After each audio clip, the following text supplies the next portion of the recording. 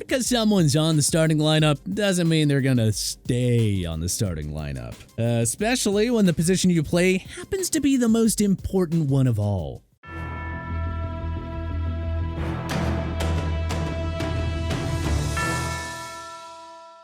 Just as we all predicted a year ago, a bunch of quarterbacks changed homes in the 2023 offseason. Aaron Rodgers is now a New York Jet, Derek Carr is a New Orleans Saint, Baker Mayfield is Tampa Bay Buccaneer, and Jordan Love is the new guy in Green Bay. But as every football player, coach, and fan knows, being named the Week 1 starter by no means guarantees you the starting QB position throughout the year. So with that being said, let us dive into the 10 starting NFL quarterbacks of 2023 who are at most risk of losing their starting jobs. Matthew Stafford. Having Stafford on a list like this would have been unfathomable a year ago. He had led the Los Angeles Rams to a Super Bowl 56 championship and was subsequently handed a 4-year extension worth $160 million. Unfortunately, the Rams completely unraveled in their Super Bowl defending 2022 season. The O-line became a mess, nobody stepped up as the WR2 with Robert Woods and Odell Beckham Jr. out of the picture, the ground game was atrocious, and of course, Cooper Kupp missed the final 8 games due to injury. Stafford too missed 8 games, and franchise star Aaron Donald missed 6. The final result, a 5-12 finish, the most losses ever for a defending Super Bowl champion. With very limited cap space, the Rams couldn't do anything to bolster the offense this year. They're now asking a 35-year-old Stafford and Kupp to pretty much do everything on their own offensively. And yeah, that is not sustainable. John McVay was thrilled when Georgia QB and 2-time national champion Stetson Bennett fell into the Rams' laps at number 128 overall. Battle-tested and ultra-confident QB like Bennett could totally get a look if the injury-prone and aging Stafford is unable to bounce back here in 2023. Look, don't rule it out. The Rams don't have to stay loyal to Stafford just because of that contract. If the likely future Hall of Famer doesn't rebound, don't be surprised if Bennett takes over as the starter mid-season. Mac Jones. Look, it's hard to fault Jones too much for his disappointing sophomore season. Most of the blame should go to Bill Belichick for making Matt Patricia and Joe Judge of all guys his co-offensive play callers. But make no mistake, Jones is already fighting for his job heading into year 3. Belichick himself reportedly shopped Jones around the league amid rumors that he was unhappy with the QB's fiery temper and tantrums towards the Patriots coaches. Here's the other catch. Rookie Bailey Zappi actually looked pretty good. At least a fair bit better than Jones in the 4 games that he played last season. Zappi won both starts, and who can forget the time he took Aaron Rodgers to overtime in his first NFL game? Yeah, that's pretty dang good. Zappi completed 70.7% of his pass attempts for 5 touchdowns and 3 interceptions with a QB rating of 100.9. In some ways, it's surprising Belichick didn't lean on Zappi down the stretch. Oh, and the Patriots brought back old friend Bill O'Brien to serve as the new OC.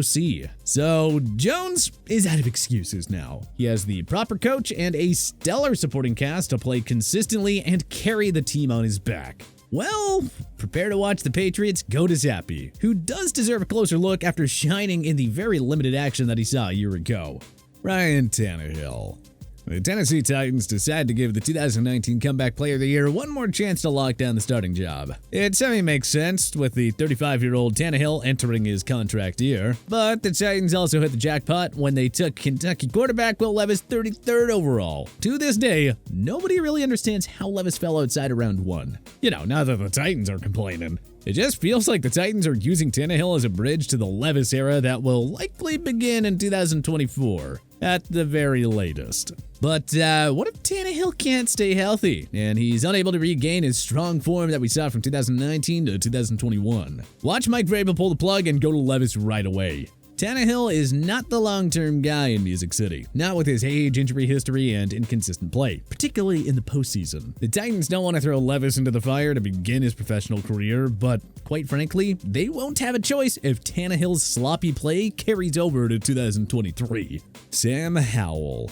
The Washington Commanders released Carson Wentz and opted to not bring back fan favorite Taylor Heineke. Head coach Ron Rivera, curiously, is putting his eggs into the basket of 2022 fifth-round pick Sam Howell. The number 144 selection of last year's draft played in the team's meaningless Week 18 game against the Dallas Cowboys, throwing for 169 yards, 1 touchdown, and 1 pick in a 26-6 victory. Rivera is coaching for his job this year, so he cannot afford to wait around on Howell forever. If the North Carolina product can't get it going, Rivera can then turn to Jacoby Brissett, one of the game's top backups, with 48 career starts on his resume. Expect a very short leash for Howell. If it's not coming together by week 3 or 4, then you know that Brissett will be captaining the Washington offense. Desmond Ritter. The Cincinnati Bearcats product spent most of his rookie year watching Marcus Mariota from the sideline, but the number 74 pick of the 2022 draft took over late in the season and showed promise by winning 2 of his 4 starts. In those games, Ritter completed 63.5% of pass attempts for 708 yards, 2 touchdowns, and 0 picks. Throw in a plethora of weapons featuring Kyle Pitts, Drake London, Tyler Algier, Cordarrelle Patterson, and promising rookie Bijan Robinson, and Ritter has all the tools to succeed as a sophomore. But don't expect head coach Arthur Smith to be patient with Ritter if he struggles early and often. Atlanta plays in football's easiest division, and they just need average QB play to claim the AFC South. That's it, nothing else. If the Falcons don't get it from Ritter, expect Smith to turn to free agent pickup Taylor Heineke. The latter did well for the most part on a mediocre Washington team, but surely he could go off with this set of offensive playmakers. The pressure is now on Ritter. If he folds under it, it's going to be Heineke's time again.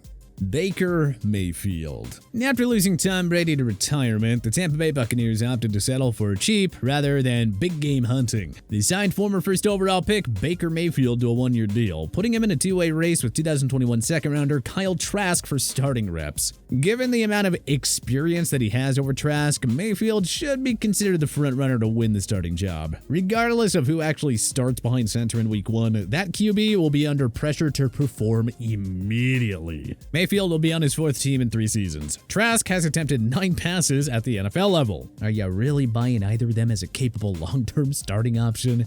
Yeah, we certainly aren't. Mayfield should win the Week 1 nod, but if his erratic play continues as expected, it'll be Trask's time in Bucsland. Jared Goff. Goff was once viewed as a simple throw in the Matt Stafford trade and as a bridge to the Detroit Lions' next starting QB. But the number 1 pick of the 2016 draft silenced the critics with one of his best seasons yet in 2022, completing 65.1% of pass attempts for 4,438 yards and 29 touchdowns against just 7 interceptions. With Aaron Rodgers now out of the NFC North, the Lions are a popular pick to win the division crown. So unlike the last 2 years, expectations are awfully high on Goff and the Lions to actually succeed here in 2023. The thing is, Goff has always been a bit of a shaky QB, and with the number 68 selection in this year's draft, Detroit took Tennessee dual-threat quarterback Hendon Hooker. Hooker has a tremendous skill set and could be the Lions' QB of the future for all we know. But what if Goff can't build off a stellar 2022 season, and what if he reverts to his 2021 form? For once, Dan Campbell will have a good backup option to turn to. The Lions aren't the lovable losers anymore. They are supposed to contend now. If Goff is not up for those sky-high expectations, Campbell should waste 0 time giving Hooker a look. Brock Purdy. The healthy Purdy is the front runner to start and finish the year as the San Francisco 49ers starting quarterback. But there are some things to keep in mind here. 1. Purdy is recovering from surgery on a torn UCL he suffered in the 49ers NFC Championship game loss to the Philadelphia Eagles. Will he be able to fully recover and be good to go, or will the injury limit his performance once he's cleared to return? Secondly, was his hot start and Pro Bowl-like play a sign of things to come or a classic case of beginner's luck? Thirdly, don't forget that the 49ers have Trey Lance on their roster. We still haven't gotten an extended look at Lance. For all we know, he's better than Purdy and will end up being the starting QB of the 49ers' future. Purdy is A, going to have to stay healthy, and B, prove last year was no fluke. The 49ers are in win-now mode, and Kyle Shanahan will not be patient with his quarterbacks. Purdy, Lance, and even free agent pickup Sam Darnold are all capable starting options. If one fails, Shanahan will go to the second in command. If that guy also fails, Shanahan will go to option 3. This is a pretty deep QB depth chart. But Purdy, the likely week 1 starter, is gonna have to perform well on a regular basis to keep his job. Or else, we're gonna see Lance or Darnold behind center. Jimmy Garoppolo. After releasing Derek Carr, the Las Vegas Raiders signed Jimmy Garoppolo to a 3-year deal worth $67.5 million. Behind him on the depth chart sits longtime New England Patriots backup Brian Hoyer and rookie Aiden O'Connell, a 4th-round pickup out of Purdue. Not exactly scary QB competition if you're Garoppolo, but as noted by Pro Football Talk, Garoppolo's deal with the Raiders included an Addendum G clause. The long and short of it is, because of Garoppolo's pre-existing foot injury that he suffered late in the 2022 season, the Raiders have a clause that would allow them to release Jimmy G from his contract without having to pay a cent. So, what if the Raiders have a bit of buyer's remorse, decide this was a mistake from the get-go, and cut Garoppolo?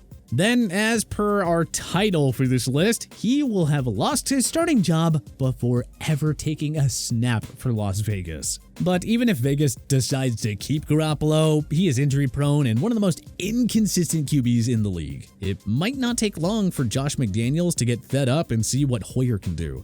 Or if O'Connell could be the next hidden gem QB that finds surprising immediate success. Other than simply not being released, getting healthy, and performing at a consistently strong level, Garoppolo faces no pressure at all. None at all. I'm sure he'll be fine. Derek Carr.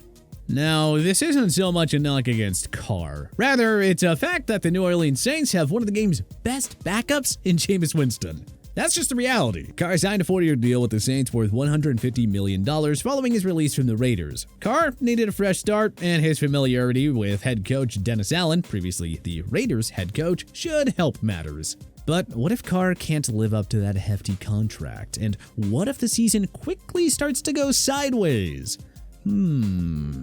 Winston started the Saints' first 3 games in 2022 before injuries forced Dennis Allen to turn to Andy Dalton. In a mind-boggling move that still makes little sense to this day, Allen stuck with the inconsistency of the red rifle the rest of the way. Let's not forget how good Winston was before his season-ending injury in Week 8 of the 2021 season. He won 5 of 7 starts and had 14 touchdowns against 3 interceptions. If healthy, Winston can totally start. So yeah, the $150 million doesn't mean much in terms of job security.